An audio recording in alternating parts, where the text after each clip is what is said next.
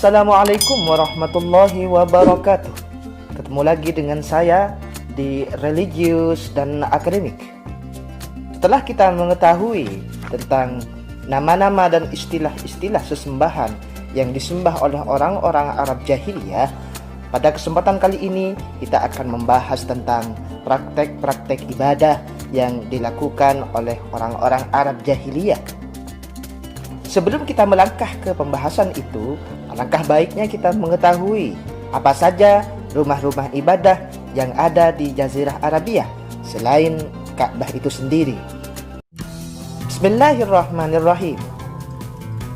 Ka'bah yang ada di Mekah itu bukanlah satu-satunya Ka'bah ataupun bangunan peribadatan yang ada di Jazirah Arabia. Di samping Ka'bah yang ada di Mekah yang berbentuk kubus, yang dinyatakan oleh Allah sebagai rumah peribadatan pertama bagi manusia di permukaan bumi, sebagaimana oleh Allah sebutkan dalam Quran surah Ali Imran ayat 96, dan yang dibangun kembali fondasinya oleh Nabi Ibrahim serta putra beliau yang bernama Nabi Ismail, sebagaimana dalam Quran surah Al-Baqarah ayat 127 pada sekitar abad 18 sebelum Masehi. Selain Ka'bah itu sendiri, ditemukan juga sekian banyak bangunan-bangunan yang digunakan oleh masyarakat Arab jahiliyah sebagai tempat beribadah dan sebagai tempat mempersembahkan sesaji. Antara lain sebagai berikut. Yang pertama adalah Baitul Uqaisir. Baitul Uqaisir adalah tempat peribadatan yang ada di perbatasan Syam yang dikunjungi oleh suku-suku Qudha'ah, Lakhm, Ju'am, dan Amilah. Di sana mereka berhaji dan mencukur rambut. Setiap helai rambut yang mereka cukur, mereka bungkus dengan gandum. Kemudian yang nomor 2 adalah Dzul Khalsah. Di wilayah Khos'am antara Mekah dan Yaman, sejauh 7 malam perjalanan dari Mekah ketika itu, terdapat juga Dzul Khalsah yang dinamai dengan Ka'bah Al-Yamaniyah untuk membedakan antara Ka'bah yang ada di Mekah dan Ka'bah yang ada di Yaman. Di Son'a, Yaman, ada yang bernama Baitur Ru'am, di mana masyarakatnya berkunjung dan menyembelih sesaji. 2 orang penganut agama Samawi mendorong penguasa Yaman untuk menghancurkan dengan dalih ada setannya, dan usulnya ini kemudian dikabulkan dan Baitur Ru'am kemudian dihancurkan. Di Najran, ada bangunan yang dikunjungi oleh masyarakat Najran yang dinamai dengan Ka'bah Najran. Kemudian di antara Kufah dan Basrah yang ada di Irak, ada tempat peribadatan yang biasa digunakan oleh mereka yang bernama Baitus Sandat. Sementara riwayat menyatakan bahwa yang ada di Najran dan yang ada di Sandat adalah sekedar bangunan yang diziarahi, bukan sebagai tempat persembahan sesaji ataupun sebagai tempat peribadahan. Itulah muqaddimah pada kesempatan kali ini tentang bangunan-bangunan ataupun rumah-rumah ibadah yang ada di sekitar Arab jahiliyah ketika itu.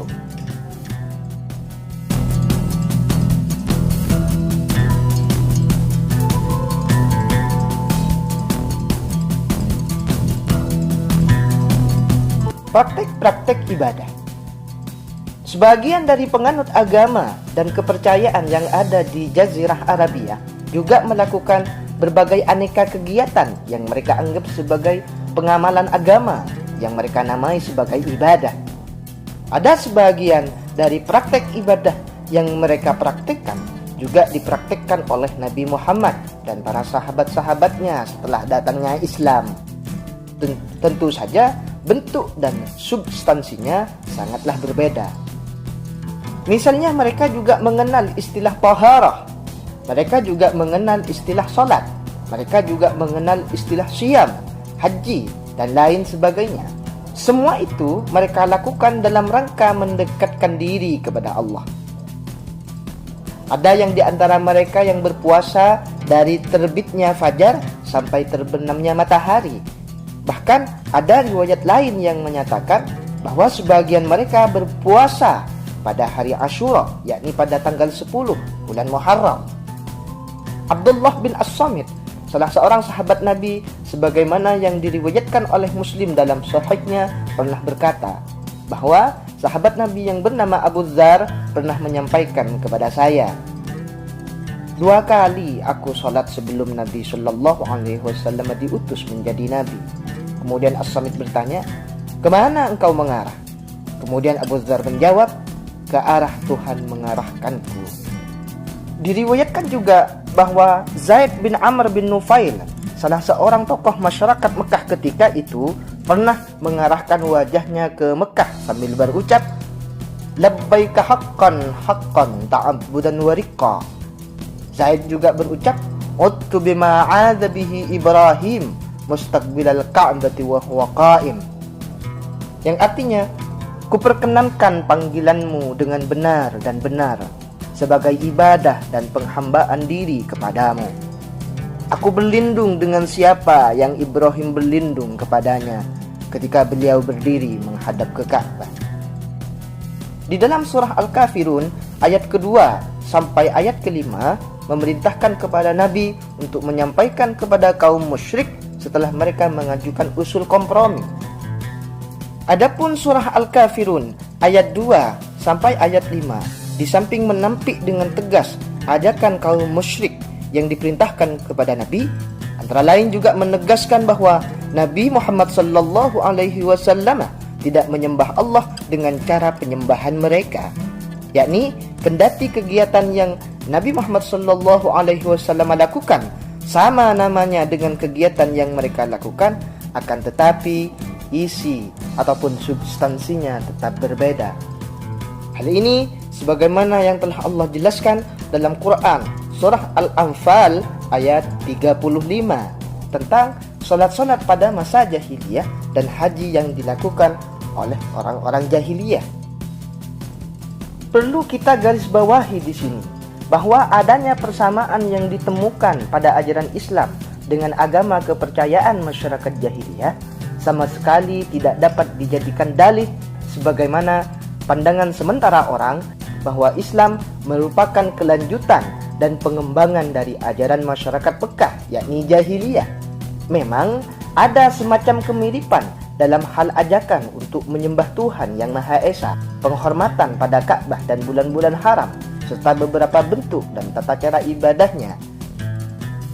Persamaan atau kemiripan yang terjadi itu sangatlah terbatas, dan itu tidak lain kecuali peninggalan kepercayaan mereka terhadap ajaran Nabi Ibrahim yang diakui bukan saja oleh kaum musyrik, tetapi juga oleh umat Islam sebagai pembawa ajaran ketuhanan Yang Maha Esa.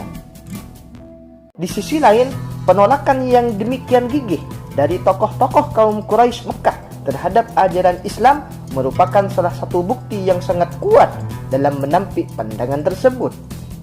Bukankah Nabi Shallallahu Alaihi Wasallam berdakwah selama 13 tahun di kota Mekah, sedangkan jumlah yang menyambut ajaran beliau sangatlah terbatas dan tidak sebanding dengan masa yang sedemikian panjang. Seandainya ajaran Islam merupakan lanjutan dari ajaran yang dianut masyarakat, tentulah hasil yang diperoleh Kanjeng Nabi Shallallahu Alaihi Wasallam ketika ada di Mekah akan jauh lebih baik.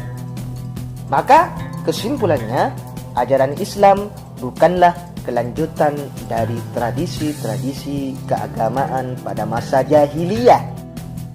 Perlu juga kita catat di sini bahwa di Jazirah Arabia selain ada penyembah-penyembah berhala, terdapat juga penyembah malaikat dan penyembah jin. Mereka menganggap bahwa malaikat-malaikat adalah anak-anak Tuhan yang berjenis kelamin perempuan, sebagaimana Allah telah sebutkan dan lukiskan dalam Quran surah As-Saffat ayat 151 sampai 157, lebih jauh pada ayat 158 sampai 159.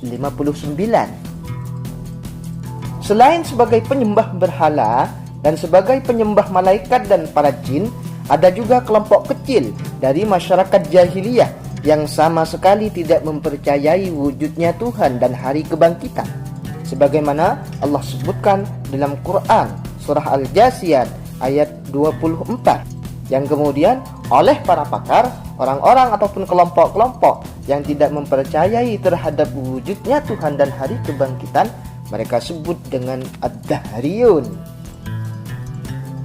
Pengingkaran terhadap hari kebangkitan ataupun hari kiamat.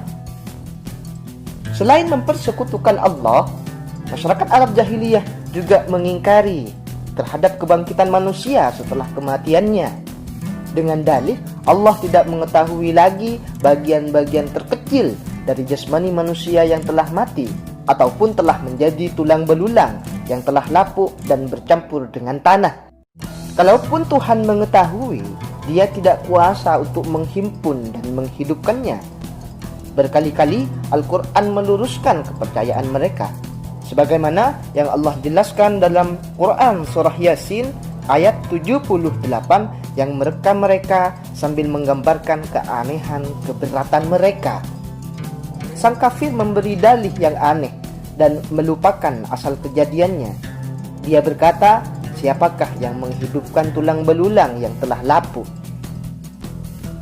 Kelompok Al-Hummas. Sejak masa Abdul Muttalib sampai era awal kedatangan Islam, dikenal juga yang dinamai dengan Al-Hummas, yakni yang memiliki semangat yang sangat kuat dalam beragama dan dalam berperang. Mereka mengaku sebagai penghuni ataupun sebagai putra kota suci, sehingga mereka tidak wajar mengagungkan wilayah lain selain daerah kota suci, yakni Mekah dan sekitarnya. Karena itu, dalam melaksanakan haji, mereka enggan berkumpul dengan jamaah yang lain ketika di Arafah, karena Arafah bukanlah wilayah suci. Kemudian mereka berkumpul di Muzdalifah menuju ke Mina dan Mekah. Sikap mereka inilah yang kemudian oleh Allah tegur dalam Quran surah Al-Baqarah ayat 199. Kelompok Al-Hummas dalam melaksanakan ibadah haji, mereka juga enggan berteduh kecuali di bawah kemah-kemah yang terbuat dari kulit. Mereka juga enggan makan makanan yang berlemak. Dan saat mereka bertawaf pertama kali dalam konteks haji atau umrah, mereka menggunakan pakaian berbentuk pakaian hummas. Kalau mereka tidak memperoleh pakaian hummas, mereka akan bertawaf tanpa menggunakan busana apapun. Karena menurut mereka, bertawaf dengan tanpa busana ataupun telanjang lebih menunjukkan penghormatan kepada Ka'bah daripada berbusana penuh dosa. Kalaupun mereka menggunakan busana yang selama ini mereka pakai, maka selesai bertawaf, mereka langsung membuangnya.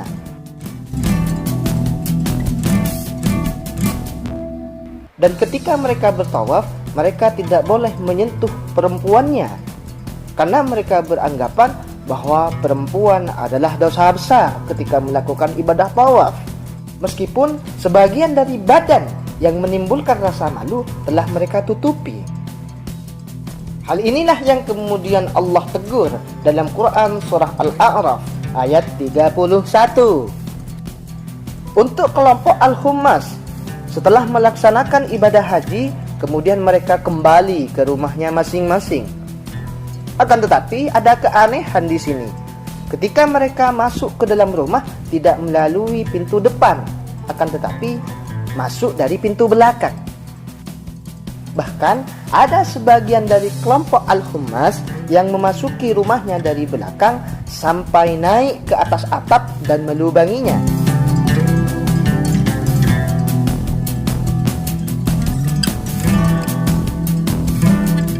Itulah mungkin beberapa penjelasan pada episode saat ini tentang praktek-praktek ibadah yang dilakukan oleh orang-orang Arab jahiliyah, baik itu penyembahan berhala, penyembahan terhadap bintang dan malaikat, ataupun penjelasan tentang kelompok ad-dahriyun dan kelompok yang mengingkari terhadap hari kebangkitan, serta kelompok Al-Hummas. Semoga bermanfaat dan berbarokah. Sampai ketemu di episode selanjutnya. Assalamualaikum warahmatullahi wabarakatuh.